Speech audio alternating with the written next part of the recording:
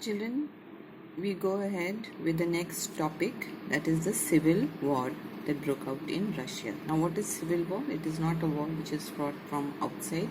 It is within the country itself. There are fights and disagreement that goes on within the country. That is called as civil war. Children, we see after the October Revolution 1970, the Bolshevik party now became very powerful. In fact, it became the one party state in Russia. And we see the changing attitude of the Bolshevik party. Now they put censorship on many things. They would have kept secret police all over, and they would punish those who criticized the Bolshevik party. Now earlier people who supported their ideas now were discouraged, and they now were not very happy. So many of them now thought of overthrowing the Bolshevik party. So there were parties like non-Bolshevik socialists who believe in the socialist ideas but did not join the Bolshevik party. There were liberals who always wanted change, and then there were some who supported the autocracy, who still wanted the Tsar to come into power. So all the three now decided to organize their troops to fight against the Bolshevik party. So the three moved south of Russia and they organized their troops. So now it was a civil war between the Bolshevik versus socialist revolutionaries and pro-Tsarists. Pro-Tsarists are the ones who supported the autocracy.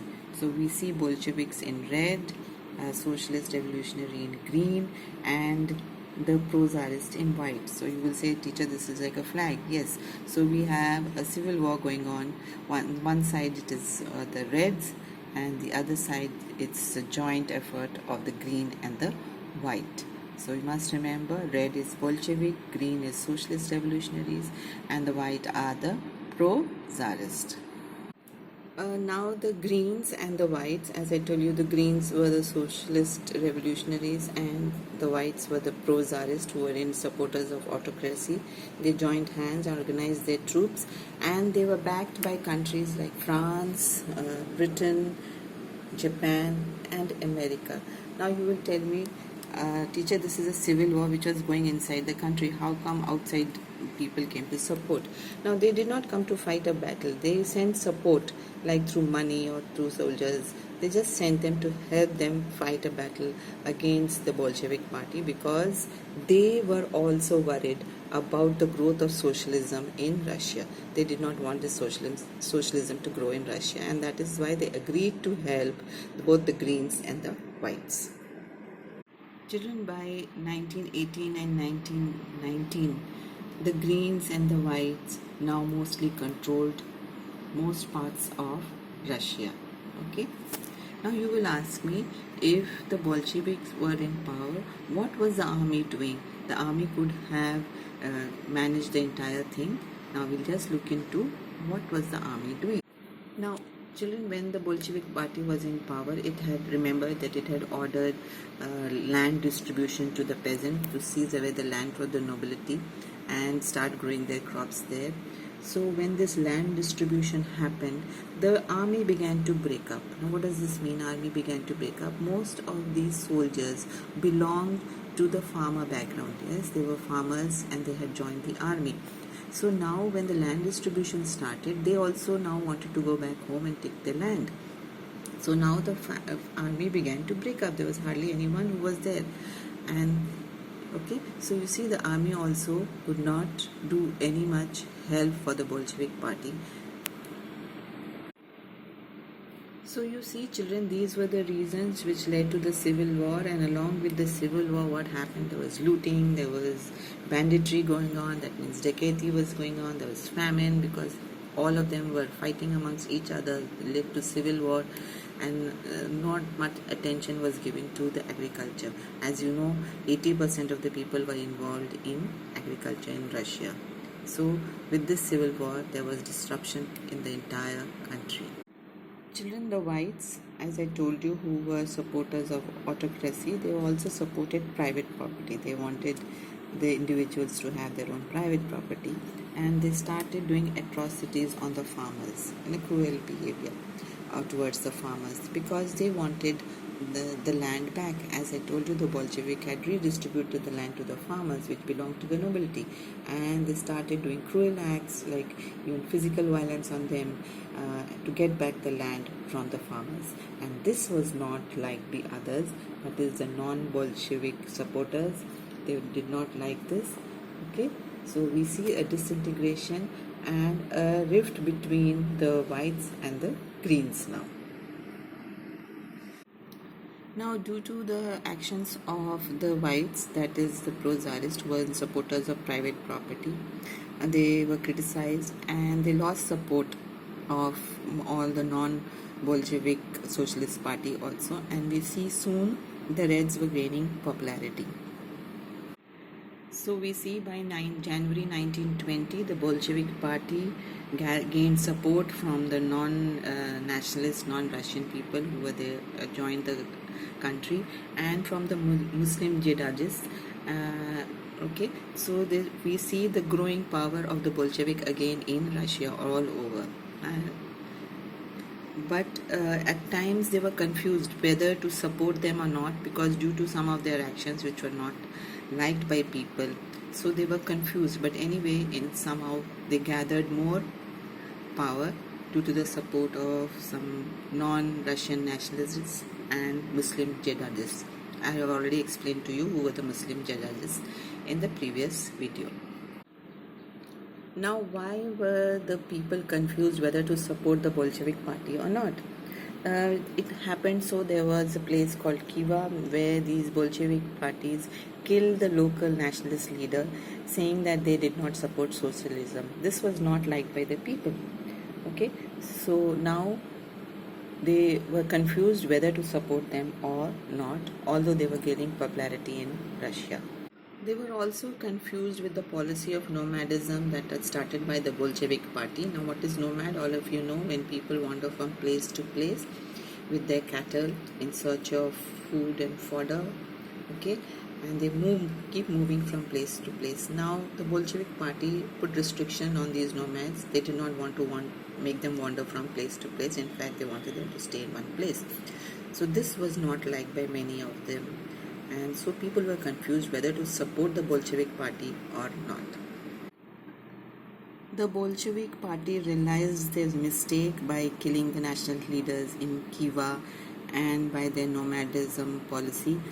Now to provide a remedy or a cure for this, they told the non-Russian nationalists who were joined the country, Russia, that we will now unite together and make one country called USSR, and you can have your own political autonomy in your country. Political autonomy means you will have freedom in your own country, you can choose your leader, you can run your own government, but we will remain united as USSR.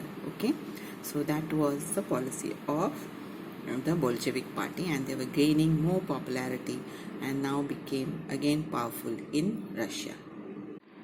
Children, now we go ahead to the next topic, making a socialist society.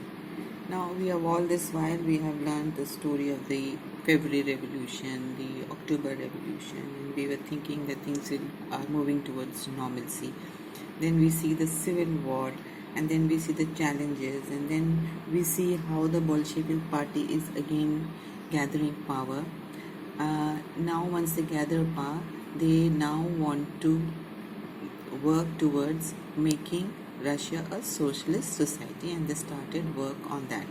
Now just to recap, what is a socialist society? A society where the means of productions are collectively owned by the government or the workers, and the profit is shared, and whatever is given is worked for the interest of all.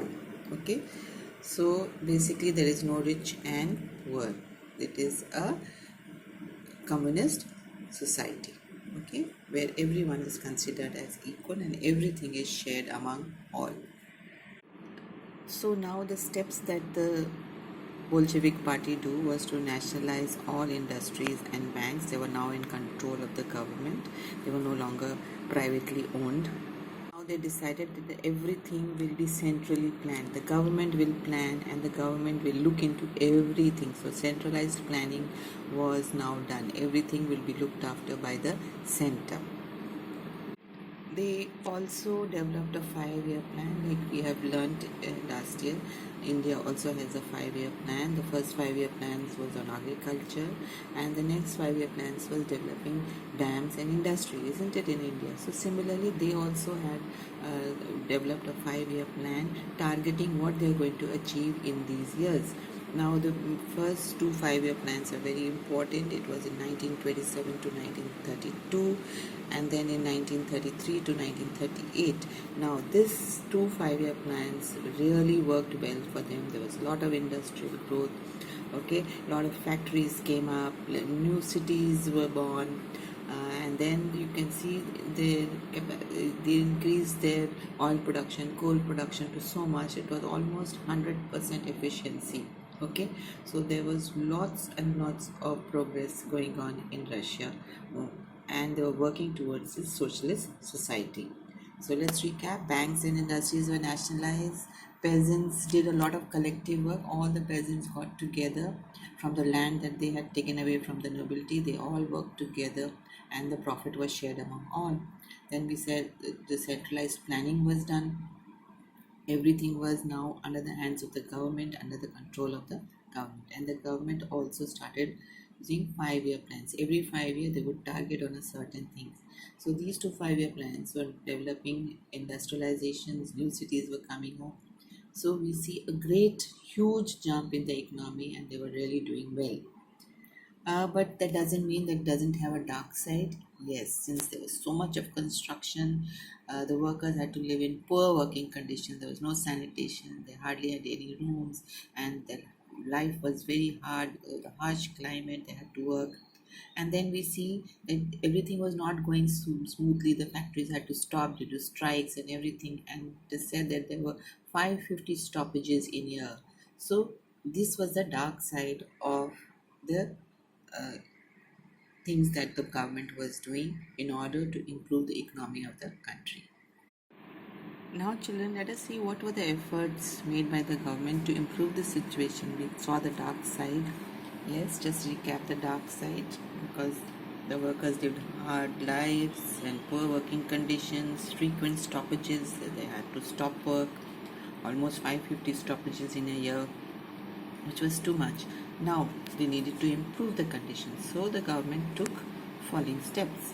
First, they had an extended school system for workers and peasants. Like now, they could learn after their work. They could go and learn and educate themselves. So this was an extended school system.